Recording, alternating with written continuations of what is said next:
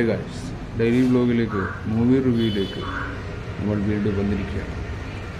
ഞാൻ ഈ അടുത്താണ് വീര ധീര സൂര്യൻ എന്ന് പറയുന്ന OTT-യിലാണ് ഈ സിനിമ കണ്ടത്. 2025 പുറത്തിറങ്ങിയ ഒരു ഇന്ത്യൻ തമിഴ് ഭാഷയിലുള്ള നിയോ നോയർ ആക്ഷൻ ത്രില്ലർ ചിത്രമാണ്. SU അരുൺ കുമാർ രചനയും സംവിധാനം നിർവഹിച്ച് HR പിക്ചേഴ്സിൻ്റെ കീഴിൽ റിയ ഷിബുവാണ് ഇത് നിർമ്മാണം ചെയ്തത്. അപ്പോൾ സിനിമ ആസ്വാദകരിൽ വളരെ ഇഷ്ടപ്പെട്ട തമിഴ് ഭാഷ നിയോ നോയർ ആക്ഷൻ ചിത്രമാണ്. ത്രില്ലർ ആയ ഒരു സിനിമയാണ്. 2023 ഒക്ടോബറിൽ ചിയാൻ 62 എന്ന താൽക്കാലിക പേരിലായിരുന്നു ഈ സിനിമ. നമ്മളെല്ലാം കേട്ടതും കാര്യമാണ്. ഇതിൻ്റെ കഥാ സന്ദർഭമെന്ന് പറഞ്ഞാൽ മധുരയിലെ ഒരു പ്രാദേശിക ക്ഷേത്ര ഉത്സവത്തിൻ്റെ രാത്രിയിൽ SP അരുണഗിരിയും മുൻ മോബ്സ്റ്റാർ തലവൻ പെരിയാവർ രവിയും തമ്മിലുള്ള സംഘർഷ രൂക്ഷമാകും എന്നതാണ് ഇതിൻ്റെ കഥ. ഒരു സംഘർഷത്തിലൂടെ പോകുന്ന ഒരു ത്രില്ലർ സ്വഭാവമുള്ളൊരു മൂവി. ഈ മുൻ മോബ്സ്റ്റാർ തലവൻ പെരിയവർ രവിയും മകനും കണ്ണനെയും നിയമവിരുദ്ധമായി വധിക്കാൻ തീരുമാനിക്കുന്നതിലാണ് കഥ നയിക്കുന്നത്. രവി സഹായത്തിനായി തൻ്റെ മുൻ എൻഫോഴ്സ്മെൻ്റർ കാളിയുടെ അടുത്തേക്ക് പോകും. എന്നിരുന്നാലും ഇപ്പോൾ ഒരു താൽക്കാലിക കടയുടെ ഉടമയായ കാളി എന്ന ഭാര്യ കൈലാവനി എന്ന കൈല അവരുടെ 2 മക്കളായ ജന്നി, ദിലീപ് എന്നിവരോടൊപ്പം അനാഥകരമായ ജീവിതം നയിക്കും. തൻ്റെ ഗാർഹിക ജീവിതം വ്യക്തമാക്കി വീണ്ടും അക്രമത്തിലേക്ക് തിരിയാൻ അവൻ ആഗ്രഹിക്കുന്നില്ല എന്ന്, പക്ഷേ ഒരു തരത്തിലും പിടിക്കപ്പെടില്ല എന്ന് അവനോട് യാചിക്കുന്നതിനാൽ ഒടുവിൽ അവനെ സഹായിക്കാൻ തീരുമാനിക്കും. കാളി എന്ന ഇതിൽ ചിയാൻ വിക്രമിൻ്റെ റോള്. ആധുനിക ആയുധങ്ങൾ പകരം പരമ്പരാഗത ആയുധങ്ങളും ഉപയോഗിക്കാൻ തീരുമാനിച്ചതിനെ തുടർന്ന് കാളിയെയും രവിയുടെ അനന്തരവനെയും ആയ വെക്കട്ടും രവിയുടെ പഴയ വീട്ടിൽ നിന്ന് ജേന പിടികൂടുന്നു. അങ്ങനെ അവർ വിജയിച്ചാലും പ്രവൃത്തി അവരിലേക്ക് തിരിച്ചെത്തില്ല. ഒരു വഴിയിലേക്ക് നയിക്കുന്നൊരു മൺപാതയിൽ അവർ ചുറ്റളവ് സ്ഥാപിച്ചു. എന്നിരുന്നാലും അങ്ങനെ ചെയ്യുന്നതിനിടയിൽ വെക്കറ്റിന് ഒരു അപസ്മാരം പിടിപെട്ടു. വെക്കറ്റ് എന്ന് പറയുന്നൊരു വ്യക്തിയുണ്ടായിരുന്നു. അവർക്കൊരു അപസ്മാരം പോലുള്ള രോഗമുണ്ട്. അത് കാളിയെ വലിച്ചേച്ച് താഴെ വീഴാൻ ഇടയാക്കി.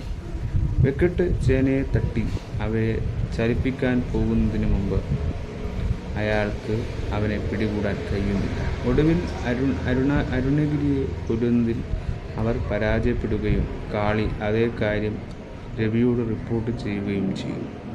ക്ഷേത്രോത്സവത്തിൽ പങ്കെടുക്കുന്ന കാളിയെയും കുടുംബത്തെയും കൊല്ലുമെന്ന് ഭീഷണിപ്പെടുത്തിക്കൊണ്ട് കണ്ണൻ രംഗപ്രവേശനം ചെയ്യുകയും ഇടപെടുകയും ചെയ്യും. 10 വർഷങ്ങൾക്ക് മുമ്പ് കൈലയുടെയും വിവാഹ ദിവസം കാളിയുടെ ഉറ്റ സുഹൃത്തായ ദിലീപിനെ അന്നത്തെ DSP അരുണഗിരിക്ക് റിപ്പോർട്ട് ചെയ്യുന്ന ഒരു ഇൻസ്പെക്ടർ അറിയാതെ കൊലപ്പെടുത്തിയതായി ഒരു ഫ്ലാഷ് ബാക്ക് ഇതിൽ വെളിപ്പെടുത്തുന്നു.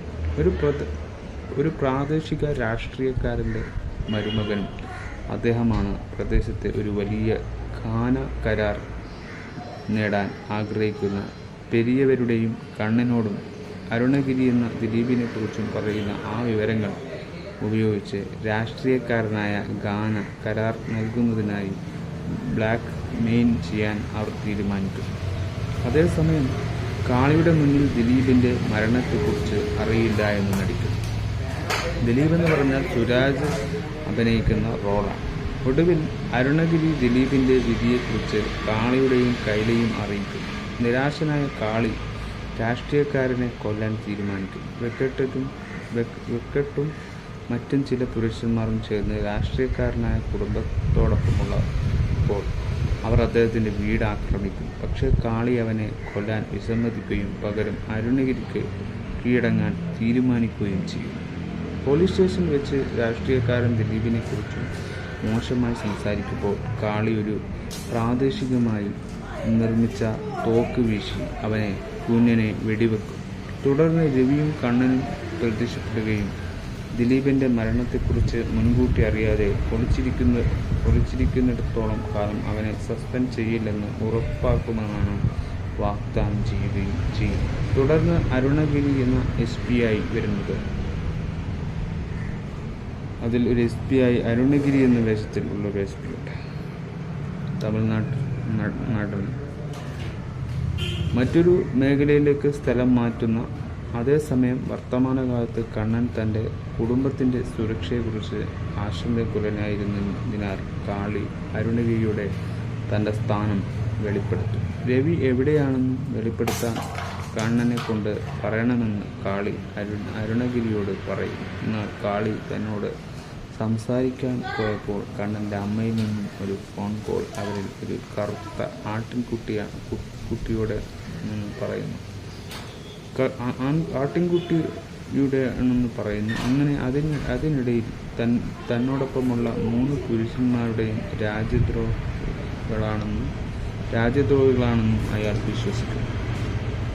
അവരെ വെടിവെച്ച് കൊല്ലുന്നു. പക്ഷേ അത് യഥാർത്ഥത്തിൽ കാളിയാണെന്ന് അയാൾ കണ്ടെത്തുന്നില്ല. ഒടുവിൽ രവിയുടെ ആളുകൾ കണ്ണനെ രക്ഷിക്കാൻ എത്തും. കണ്ണനും അരുണഗിരിയും സൈന്യവും തമ്മിൽ ഒരു വെടിവെപ്പ് നടക്കും. ഗുരുതരമായി പരിക്കേറ്റ അരുണഗിരിയും മറ്റൊരു ഇൻസ്പെക്ടറും ഒഴികെ എല്ലാവരും വെടിയേറ്റ് കൊല്ലപ്പെടും. കാളി അവരെ കണ്ടെത്തുകയും മറുവശത്തു നിന്നും പുറത്തു വരാനുള്ള ഏക മാർഗം എങ്ങനെയെങ്കിലും അവനെ ജീവനോടെ നിലനിർത്തുകയും ജോലി ചെയ്യാൻ അനുവദിക്കുകയും ചെയ്യുകയാണ് അരുണഗിരി അവനോട് പറയുന്നു. എന്നിരുന്നാൽ രക്ഷപ്പെടാനുള്ള പ്രക്രിയയിൽ കണ്ണൻ്റെ കാറിൽ കണ്ണൻ ഇടിക്കുന്നു. കാളിയുടെയും അരുണഗിരിയും കൂട്ടി രവിയുടെ അടുത്തേക്ക് പോകുമ്പോൾ കാളിയാണ് ആ കറുത്ത ആട് എന്ന് അയാൾ മനസ്സിലാക്കും. എന്നാൽ കണ്ണൻ്റെ കൈ വെട്ടിമാറ്റി. കണ്ണൻ എന്ന് പറയുന്ന വ്യക്തി സുരാജാണെന്നാണ് കൈ വെട്ടി മാറ്റി തിരിച്ചെടുക്കും. തുടർന്ന് അവനെയും കൂടെയുമുള്ളവരെയും കൊല്ലുന്നു. അതേസമയം അരുണഗിരി കാളിയുടെ സുരക്ഷ ഉറപ്പാക്കുന്നു. കാളി വീണ്ടും ഒന്നിക്കുന്നു. കണ്ണനെ കൊന്നതായി അവളോട് പറയുന്നു. അത് അവളെ വളരെയധികം നിരാശപ്പെടുന്നു. ക്രിക്കറ്റ് തങ്ങളെ ഒളിഞ്ഞു നോക്കുന്നുണ്ടെന്ന് അവർ കണ്ടെത്തുന്നു. ഇതൊരു വേട്ടയാടിലേക്ക് നയിക്കുന്നു. അവിടെ കാളി അവനെ കൊല്ലാൻ ആലോചിക്കുന്നു. പക്ഷേ ഒടുവിൽ അവനെ വിട്ടയക്കാൻ തീരുമാനിക്കുന്നു. എന്നിരുന്നാൽ രണ്ടാമത്തതിന് വീണ്ടും ഒരു അവസ്മാനം പിടിപെടുന്നു. ഇത് കാളിയെ വെള്ളം കുടിക്കാൻ വീട്ടിലേക്ക് തിരികെ പോകാനും പ്രേരിപ്പിച്ചു. വെട്ടിട്ടിനെ പരിചരിക്കാൻ പോകാനൊരുങ്ങുമ്പോൾ രവി കുടുംബത്തോടൊപ്പം എത്തുന്നു. കണ്ണൻ്റെ മരണത്തിൽ കാളിയുടെ പങ്കിനെക്കുറിച്ച് അവർ ഉടനെ മനസ്സിലാക്കും. ഇത് അദ്ദേഹത്തിന് വീട്ടിലൊരു തീവ്രമായ ഏറ്റുമുട്ടലിന് കാരണമാക്കും. കണ്ണൻ്റെ മരണത്തിൽ പങ്കുണ്ടെന്ന് ആരോപിച്ച് പരിക്കേറ്റ അരുണഗിരിയെ രവി കൊല്ലുന്നു. കാളിയെയും കുടുംബത്തെയും കൊല്ലാൻ തീരുമാനിച്ചാൽ ഒന്നും ചെയ്യില്ലെന്ന് അയാൾ വാഗ്ദാനം ചെയ്യുന്നു. എന്നിരുന്നാലും കാളി തിരിച്ചടിക്കുകയും ഒടുവിൽ കാലിൽ ഘടിപ്പിച്ചിരുന്ന ചേന ഉപയോഗിച്ച് രവിയും കൂട്ടരെയും കൊല്ലുകയും ചെയ്യുന്നു. രവിയുടെ ദുഃഖിതയായ ഭാര്യയോട് എന്തു വില കൊടുത്തും കുടുംബത്തെ സംരക്ഷിക്കണമെന്ന് പറഞ്ഞ് അയാൾ പോകുന്നു. അയാളും കുടുംബവും ഒരു ബസ്സിൽ കയറി എന്നേക്കുമായി പട്ടണം വിടുന്നു. ഇങ്ങനെയാണ് ഈ കഥ ഉള്ളത്. ഇതിൽ അഭിനയിച്ചിരിക്കുന്നത് ഋതു ഹറൂൺ വിക്രമായി, SJ സൂര്യ സുരാജ് വെണ്ണാറമ്മൂർ, ദുഷാര വിജയൻ, പൃഥ്വിരാജ്. ഇതിൻ്റെ ഡയറക്ടർ SC അരുൺ കുമാറാണ്. ഇത് എഴുതിയത് SC അരുൺ കുമാർ. രണ്ടും തിരക്കഥ എഴുതിയതും ഡയറക്ഷനും SC അരുൺ കുമാർ തന്നെയാണ്. നിർമ്മിച്ചത് റിയ ഷിബു തമിൻസ് മുതാജ്. 168 മിനിറ്റ് ഈ സിനിമ നമ്മളെ ഇരുത്തിയിട്ടുണ്ട്. ബഡ്ജറ്റ് 55 കോടിയും ഇത് നേടിയത് 62 കോടിയാണ് ഇപ്പോൾ ബോക്സ് ഓഫീസിൽ ഈ സിനിമക്ക് കിട്ടിയത്. അപ്പോൾ ഈ സിനിമ മലയാളികൾ ഏറ്റെടുത്തു എന്ന് ചോദിച്ചാൽ മലയാളികൾ ഏകദേശം ഏറ്റെടുത്തു എന്നതാണ് എനിക്ക് തോന്നിയത്. വളരെ നല്ല കുറേ കാസ്റ്റിംഗ് ഈ സിനിമയിൽ ഉണ്ട് എന്നതാണ്. 2024 ഫെബ്രുവരിയിലാണ് ഈ സിനിമയുടെ എസ് ജെ സൂര്യ ഒരു പ്രധാന വേഷം ചെയ്യുമെന്ന് നിർമ്മാതാക്കൾ. എസ് ജെ സൂര്യയാണ് ഇതിലെ പോലീസ് കഥാപാത്രം ചെയ്തിരുന്നത്.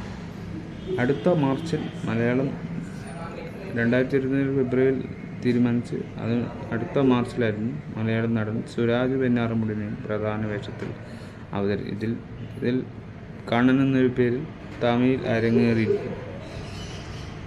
പന്നയും പത്മിനിയും ചീത്ത എന്ന ചിത്രത്തിൽ അരുണിൻ്റെ കൃതികൾ ഇഷ്ടപ്പെട്ടതിനാൽ അരുൺ തൻ്റെ കഥ പറയാൻ അനുഗ്രഹിക്കുന്നതിന് മുമ്പ് തന്നെ സുരാജ് ചിത്രത്തിൽ അഭിനയിക്കാൻ നിർബന്ധിച്ചു.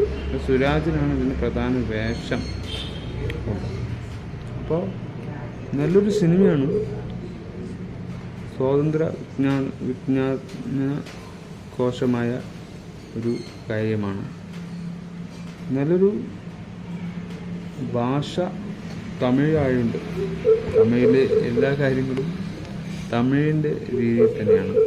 അപ്പോൾ ഒരു തമിഴ് സിനിമ കണ്ട നല്ലൊരു സിനിമയെന്നാണ് ഞാൻ പറയുന്നത്, മലയാള സിനിമയിലല്ല. അപ്പോൾ ആ നാട്ടിൽ നടക്കുന്ന ഒരു കുടുംബവും അതായത് പൊളിറ്റിക്കലുമായ കാര്യങ്ങളോടൊപ്പം ഒരു കുടുംബ പ്രശ്നം പോലെയാണ് എനിക്ക് തോന്നിയത്. അവിടെ ഇവിടെയും ആ ഒരു അരോസം വില്ലനായിട്ട് തന്നെയാണ് തോന്നുന്നത് സുരാജിൻ്റെ ക്യാരക്ടർ. അതിൻ്റെ അപ്പ എന്ന് പറയുന്ന അയ്യാർ എന്ന് പറയുന്ന ക്യാരക്ടറും കൊണ്ടുവരും. അവസാനം കാളി എന്ന ക്യാരക്ടറായ സൂര്യ എന്ന് പറഞ്ഞ ഈ സിനിമയുടെ എൻഡിൽ അവരെല്ലാം തൻ്റെ കാലിൽ നിന്നൊരു ബോംബിട്ട് നശിപ്പിക്കുകയാണ് ചെയ്തിരിക്കുന്നത്. രക്ഷയ്ക്ക് വേണ്ടി, തൻ്റെ കുടുംബത്തിനുള്ള രക്ഷയ്ക്ക് വേണ്ടി കൊണ്ട് അങ്ങനൊരു വിധിയാണ് അവിടെ സംഭവത്തിൻ്റെ ക്ലൈമാക്സ്. അപ്പം സിനിമ കണ്ടു തന്നെ അഭിപ്രായം നേടുക. നല്ലൊരു സിനിമയാണ്. എനിക്കിഷ്ടപ്പെട്ടു. നിങ്ങൾക്കിഷ്ടപ്പെട്ടോ എന്ന് എനിക്കറിയില്ല. ഒരു വിക്രമിൻ്റെ ഒരു മാസ്ക് പ്രതീക്ഷിക്കുന്ന ഒരു ത്രില്ലർ മൂവിയാണ്. വലിയ മാസമൊന്നുമല്ല, എന്നാലും പടം കണ്ടിരിക്കാനുള്ള ആവറേജ് എല്ലാം ഈ ഒരു സിനിമക്കുണ്ട്. വലിയ പടമാണോ എന്ന് ചോദിച്ചാൽ എനിക്ക് തോന്നുന്നു അത്ര വലിയ പടമൊന്നുമല്ല. എന്നാലും ഒരു ബസൂക്ക് എങ്ങനെയുണ്ടാവും അതുപോലെയൊക്കെ തോന്നിപ്പോയി മൂവി കണ്ടിട്ട്. ആ ഒരു സ്റ്റൈലിലൊക്കെ ഈ സിനിമ കാണാൻ പറ്റും. പിന്നെ ഫുള്ളും കൊലയും കൊലപാതകവും തന്നെയാണ് ഇതിലെ മെയിൻ ഒരു കാര്യങ്ങൾ. അപ്പുറയും പകപോക്കുന്ന പോലുള്ള കഥയാണ് കാണുന്നത്. ഒരു റിവെഞ്ച് സ്റ്റോറിയൊക്കെ തോന്നും. അപ്പോൾ നിങ്ങൾക്ക് എങ്ങനെയാണ് തോന്നുന്നത് അത് കമൻറ്റിൽ പറയുക. എനിക്കിഷ്ടപ്പെട്ടു. ചിയാൻ വിക്രമിൻ്റെ കുറേ കാലത്തിന് ശേഷം ഒരു നല്ല പടമാണെന്നാണ്. അപ്പം ഒരു ആവറേജിൽ ഈ ഒരു സിനിമ കാണാൻ പറ്റുന്നതാണ്.